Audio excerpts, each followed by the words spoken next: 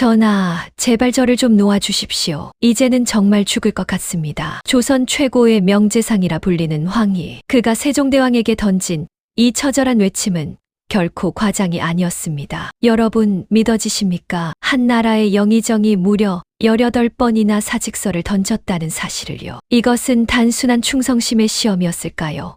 아니면 왕의 지독한 집착이었을까요? 칠흑 같은 어둠이 깔린 강령전, 촛불은 바람에 위태롭게 일렁이고 그 앞에는 조선의 태양, 세종이 앉아있다. 그의 눈은 수만 권의 책을 읽어내느라 붉게 충혈되어 있고 책상 위에는 누렇게 빛바랜 종이 뭉치가 산더미처럼 쌓여 있다. 그것은 모두 황희가 보낸 사직서다. 나이 80을 바라보는 노정승의 뼈마디, 굵은 손이 바르르 떨린다. 육신은 이미 한계를 넘어 기적처럼 버티고 있을 뿐이다. 하지만 세종의 눈빛은 서늘할 정도로 단호하다. 아니, 정승, 벌써 가시게요? 아직 할 일이 산더미인데 벌써 힘드시다니요. 황희는 기가 막혀 헛웃음이 나옵니다. 전하, 제 나이 80입니다. 눈도 안 보이고 귀도 먹먹해서 이젠 나라 실은커녕 제 앞가림도 힘들다니까요. 제발 고향 내려가서 흙이나 만지게 해주세요. 하지만 세종의 대답은 상상을 초월합니다. 안 됩니다. 정 힘들면 집에서 누워서 일하세요. 내가 감아 보내줄게요. 그리고 눈이 안 보이면 사람을 붙여줄 테니 듣고 판단만 하세요. 이것은 신뢰일까요? 아니면 직장인 잔혹사의 시작일까요? 세종은 왜 그토록 황희를 놓아주지 않았을까요? 대궐의 정적을 깨는 것은 황희의 깊은 한숨 소리뿐이다. 세종은 알고 있었다. 이 노인이 가진 지혜의 샘이 마르지 않았음을. 그리고 자신이 꿈꾸는 백성이 배부른 나라라는 거대한 퍼즐을 완성할 유일한 파트너가 바로 황희임을. 하지만 황희에게 이 신뢰는 거대한 감옥이었다. 그는 결국 왕의 고집을 꺾기 위해 마지막 수단을 선택하기에 이른다. 허면 전하, 제가 이런 짓을 저질러도 저를 곁에 두시겠습니까? 황희의 목소리에 전에 없던 서늘한 긴장감이 감돕니다. 과연 그는 왕의 신뢰를 깨트리기 위해 어떤 극단적인 선택을 했을까요? 그리고 세종은 그 파격적인 도발 앞에 어떤 반응을 보였을까요? 전하, 제가 이래도 필요하십니까? 저는 성인군자가 아닙니다. 그저 욕심 많은 노인일 뿐입니다. 황희는 결심했습니다. 왕이 자신을 완벽한 정승으로 여기기에 놓아주지 않는다면 스스로 그 환상을 깨부수기로 한 것이죠. 그는 일부러 조정의 반대파들이 공격할 만한 빌미를 제공하기 시작합니다. 조정의 공기는 얼음장처럼 차갑다. 대신들의 비난 섞인 상소가 빗발친다. 황희의 사위가 살인사건에 휘말렸을 때 황희가 압력을 행사했다는 의혹이 터져 나온 것이다. 이른바 황희 정승의 5점이라 불리는 사건이다. 평소 청렴결백의 상징이었던 그에게 쏟아지는 비난은 화살보다 날카롭다. 궐 안의 공신들은 이때다 싶어 황희를 끌어내리려 혈안이 되어 있다. 정승, 이게 대체 어찌 된 일입니까? 사위 일에 발을 담그시다니요. 실망입니다. 정말. 대신들의 조롱 섞인 목소리에 황희는 속으로 쾌재를 부릅니다. 이제야말로 전하께서 나를 내치시겠지. 그는 초췌한 얼굴로 고개를 숙였지만 마음속으로는 이미 고향의 흙냄새를 맡고 있었습니다. 하지만 세종의 반응은 모두의 예상을 뒤엎었습니다. 정승, 그게 사실입니까? 사람이라면 실수할 수도 있죠. 앞으로 주의하세요. 자, 다음 안건은 농사직설 보급헌인데 계속하시죠. 황희의 눈이 휘둥그레집니다. 아니, 전하, 이건 파직 사유입니다. 제발 저를 귀양이라도 보내달란 말입니다. 세종은 허허 웃으며 붓을 내려놓는다. 그의 눈에는 황희가 왜 이런 무리수를 두는지 이미 다 보인다는 듯한 여유가 서려 있다. 왕은 알고 있었다. 황희가 사리사욕을 채우기 위해 권력을 휘두를 사람이 아니라는 것을. 오히려 이 사건조차 은퇴를 위한 처절한 몸부림임을 간파한 것이다. 귀양요? 좋습니다. 정 가고 싶으시면 집무실 옆 창고를 유배지로 정해드릴게요. 거기서 일하세요. 황희는 절망했습니다. 이 남자는 도저히 이길 수가 없습니다. 하지만 여기서 포기할 황희가 아닙니다. 그는 이제 조선 전체를 발칵 뒤집어 놓을 더 충격적인 사건의 중심에 서게 됩니다. 진정한 신뢰는 상대의 완벽함이 아니라 그가 가진 부족함과 허물까지도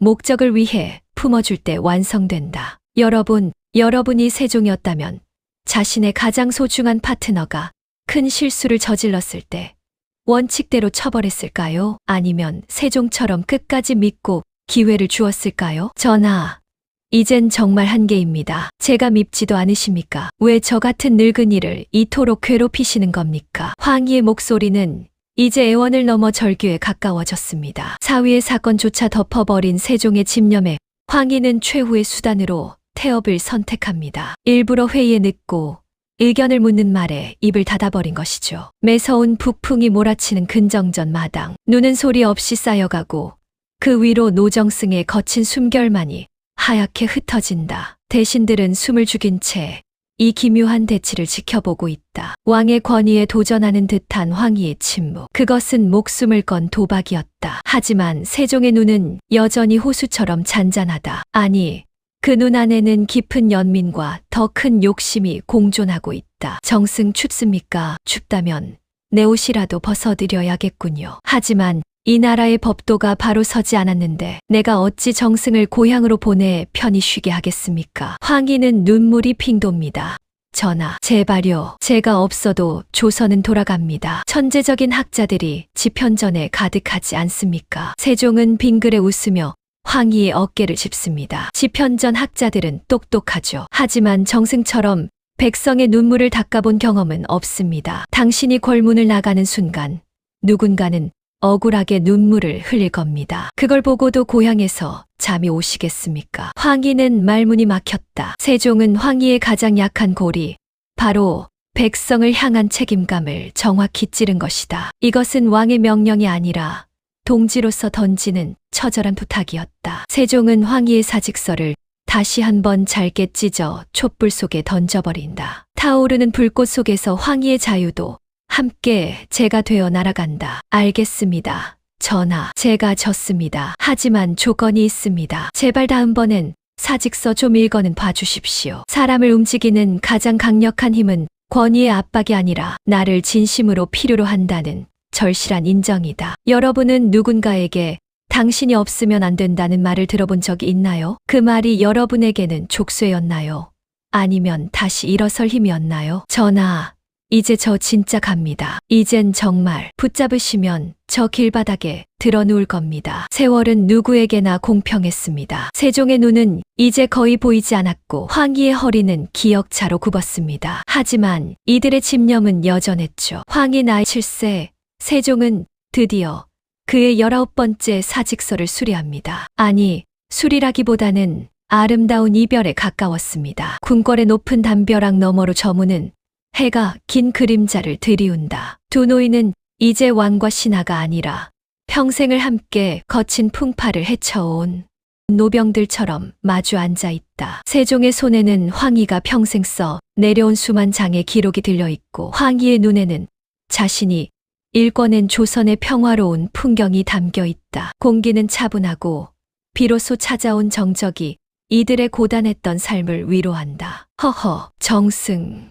고집 참 세십니다. 알겠소. 이제 그만 가서 쉬시오. 대신 가끔 궁궐 쪽으로 바람이 불면 내 안부나 물어봐 주구려. 황희는 결국 참았던 눈물을 터뜨립니다. 전하, 다음 생에는 제가 임금하고 전하께서 재정승하십시오. 그래야 이 억울함이 풀릴 것 같습니다. 황희가 거를 떠난 지 얼마 지나지 않아 세종도 눈을 감는다. 하지만 그들이 남긴 유산은 사라지지 않았다. 맹사성과의 협력, 농사직설의 완성, 그리고 백성을 사랑했던 그 마음까지. 황희는 은퇴 후에도 소박한 초가집에서 백성들과 어울리며 여생을 보냈다. 조선 역사상 가장 지독했고 그래서 가장 아름다웠던 데스매치는 그렇게 전설이 되었다. 결국 그들이 서로를 놓지 못했던 건 서로의 눈 속에서 더 나은 미래를 보았기 때문일지도 모릅니다. 위대한 업적은 혼자 만드는 것이 아니라 나를 끝까지 믿어주는 한 사람과 그 믿음에 끝까지 응답하려는 또 한 사람의 만남으로 완성된다. 여러분 곁에는 18번의 거절을 당하면서도 끝까지 함께하고 싶은 인생의 파트너가 있나요? 혹은 여러분이 누군가에게 그런 존재가 되어주고 계신가요?